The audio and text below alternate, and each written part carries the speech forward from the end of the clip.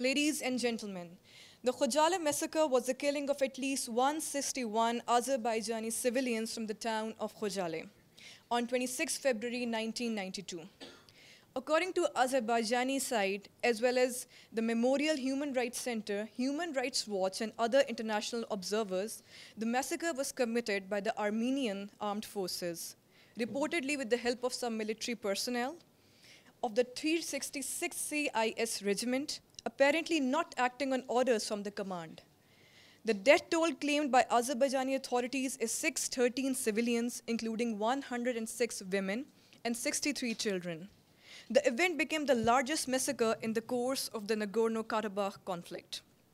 Khojaly was the second largest town in Nagorno-Karabakh conflict and was home to the only airport in the region. The Khojaly population before Armenia's territorial claim was 25,757, but this had dwindled to 2,500 before that fateful February day. The situation in February 92 was exceptionally dreadful for Khojaly. There were no telecommunications, electricity, paraffin, or water, and all food and other than the locally grown potatoes ran out on the 21st February. Escaping these dire conditions was not easy.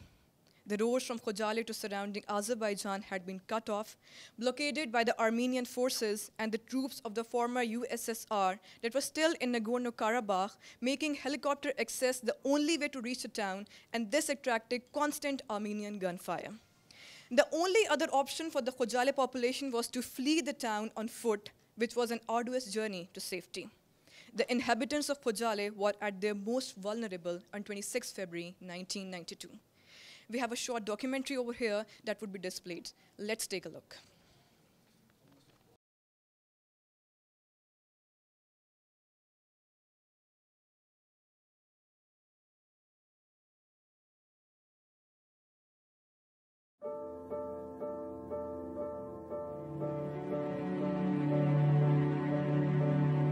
The almond is the very first tree to flower. It blossoms in the midst of winter, generally in February, and is therefore seen by many to herald the arrival of spring. Spring is known throughout the world as the time of revival and resurrection. The almond therefore represents hope for restoration of a new life after the cold winter. It was late February 1992, just as the almond trees had scattered their blossoms throughout the small town of Khojaly, that it played witness to the snow turning an unnatural color of red. Relentless persecution and mass killing of Jews, both in Germany and in countries occupied by the Nazis, is considered to be one of the terrifying chapters in world history. The tragedy resulting in the genocide of 6 million Jews is well known by a word which sounds similar in all languages: Holocaust. On the 10th of June 1944, 642 inhabitants of the village of Oradour-sur-Glane, France, were brutally murdered. In 1994, in 100 days, one country became a massive graveyard for almost 1 million people. The name of the small country located in Central Africa is Rwanda. On the 11th of July 1995, in one of the not well-known towns of Europe, more than 8,000 men and boys were massacred. Now we all know the name of this town, Srebrenica. Over the night of 25th and 26th February 1992, 613 people, including 106 women and 63 children, were killed with an unseen cruelty and unimaginable savagery in one town of Azerbaijan. The name of that town is Khojaly. The similarity of all the above-mentioned events is that victims were targeted only because they belonged to a certain ethnic group or nation, as Jews in Europe, French in Oradour, Tutsis in Rwanda, Bosnians in Srebrenica, and Azerbaijanis in Khojaly.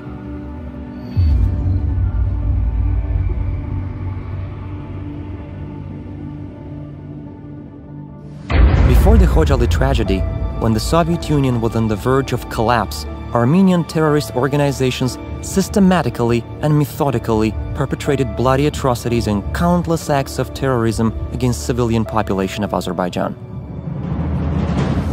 After the signing of the Gulistan and Turkmenchai treaties in 1813 and 1828 respectively, there was a very rapid mass resettlement of Armenians to Azerbaijani lands and a subsequent artificial division of territory.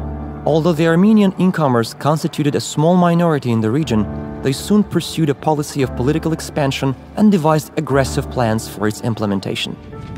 In the 1920s, although the mountainous part of Karabakh was retained within Azerbaijan, it was nevertheless given the status of autonomy, with its administrative borders defined in such a way as to ensure that the Armenian population constituted a majority. Thus, an artificial entity was created within Azerbaijan, while more than 500,000 Azerbaijanis living compactly in Armenia at the time were refused the same privilege. Having breached international norms and principles and still effective Soviet laws, in early 1988, Armenia started aggressive actions against Azerbaijan to implement the long-standing plan to unilaterally secede this administrative territory and annex it to Armenia. In late 1991 and early 1992, armed hostilities and Armenian attacks on Azerbaijan intensified. Khojaly, a town in the Nagorno-Karabakh region with a total area of 0.94 square kilometers and a population before the conflict of 7,000, mostly Azerbaijanis, became the target of one of these operations. Having the only civil airport in the area, Khojaly was an important center of communications. From October 1991, the town was entirely surrounded by Armenian forces. On the 30th of October, the ground traffic was cut off and helicopter became the only means of transportation. When a civilian helicopter was brought down over Shusha city, killing 40 people, helicopter traffic also ceased. From January 1992, the town had no electricity. Khojaly lived on due to the courage of people and the heroism of its defenders. By occupying Khojaly, the Armenian forces aimed to gain strategic advantage and favorable conditions for capturing other Azerbaijani inhabited cities of the Nagorno-Karabakh region. They also aimed at wiping Khojaly off the face of the earth, since traces of history in Khojaly and surrounding areas represented historical evidence refuting Armenian territorial claims. The idea behind the Armenian brutality was to break the spirit of Azerbaijanis to gain psychological advantage in subsequent military operations.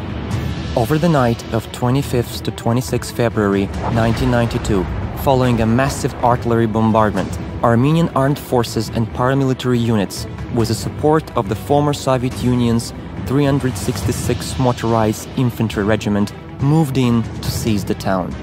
Those launching the assault knew very well about the absence of serious military equipment and fortifications in Khojaly. Despite that, the town had been encircled and shelled with heavy artillery. Once the assault began, around 2,500 remaining inhabitants tried to leave with the hope to reach the nearest area under Azerbaijani's control, but they hoped in vain.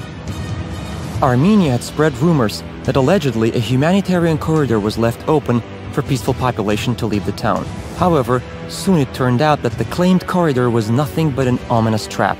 The fleeing people were either killed by gunfire from Armenian military posts or captured near the villages of Nakhchivanli and Pirjamal.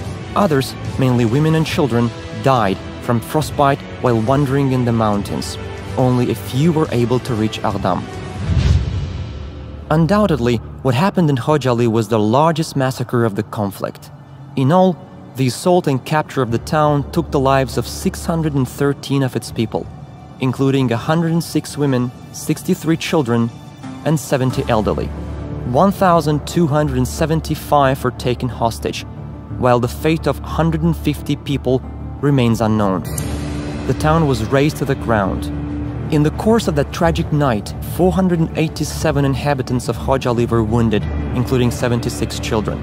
8 families were completely wiped out. 130 children lost one parent and 26 children lost both. Of those who perished, 56 were killed with particular cruelty. They were variously burned alive, beheaded, or had eyes gouged out. Pregnant women were bayoneted in the abdomen. One of the ideologists of the Khojaly genocide, Serge Sargsyan, who afterwards became president of the Republic of Armenia, made a blunt confession in his interview to British journalist Thomas Deval. Before Khojaly, the Azerbaijanis thought that they were joking with us. They thought that the Armenians were people who could not raise their hand against the civilian population. We were able to break that. Undeniably, this was an unprecedented example for breaking a stereotype from all wars that the history of mankind has ever witnessed. Unfortunately, the genocide in Azerbaijani town of Khojaly was not an isolated and standalone act. In fact, the level of brutality and the atrocities committed in Khojaly set a pattern of destruction that Armenian troops adhered to for the rest of the conflict. The official investigation conducted in Azerbaijan has found the inherent elements to qualify the acts committed in Khojaly as the crime of genocide, as defined under international law, including in particular the Convention on the Prevention and Punishment of the Crime of Genocide. These actions against the peaceful population also flagrantly violate norms and principles of international humanitarian and human rights law, including the Geneva Conventions of 1949 and their additional protocols, and the Universal Declaration of Human Rights. Over the past few years, the international community has made significant strides towards recognition of the genocide in Khojaly. So far, the legislative bodies of Bosnia and Herzegovina, Colombia, the Czech Republic, Honduras, Jordan, Mexico, Pakistan, Panama, Peru, Romania, and Sudan, as well as from more than 10 states in the United States of America, have adopted parliamentary resolutions on recognition of the Khojaly genocide. More than 2 decades after the Khojaly genocide, our grief and our outrage over the atrocities committed has not diminished. Our hearts are broken, but our spirits are not. We took our lessons from history and chose the path of development. Despite being involved in this conflict, Azerbaijan has undergone a period of rapid socio-economic development in recent years. Today, Azerbaijan has proved itself as a reliable international partner and regional leader. Major regional and cross-regional projects initiated by Azerbaijan have not only boosted our own economic growth, but have also contributed to the development of our region. We are a proud nation with ancient history and traditions, a country which has always been a place of tolerance and safe haven for different ethnic groups and national minorities. We believe that our shared values of humanity can only be preserved by our joint efforts. We also believe that one day justice will triumph and the occupied territories of Azerbaijan will be freed, so that the millions of IDPs and refugees will get the chance to return to their historical homes. We must keep alive the memory of those victims who lost their lives, and those victims who have been deeply affected psychologically and physically. We remember the Khojaly genocide for today and for the future of the mankind. We recall the Khojaly genocide so that no crime against humanity should be committed ever again. We are not seeking revenge. We demand justice. Justice for Khojaly.